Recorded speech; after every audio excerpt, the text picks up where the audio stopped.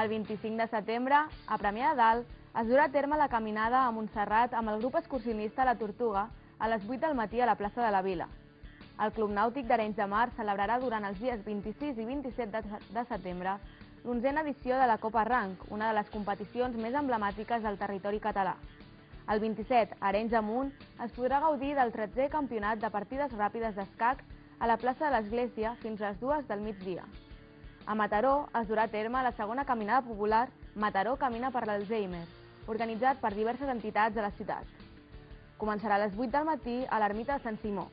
A partir de l'1 d'octubre, el Masnou ofereix cursos de natació per nadons, infants, persones adultes i gent gran, així com també per embarassades, durant tot l'any exceptuant l'agost, al complex municipal esportiu.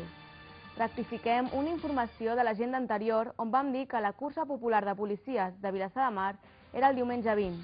Serà aquest pròxim diumenge 27 a les 9:30 del matí. Podeu fer les inscripcions a la policia local. El recorregut és de 6 quilòmetres i hi haurà obsequis per tothom. Aquestes són les activitats de l'agenda esportiva d'aquesta setmana.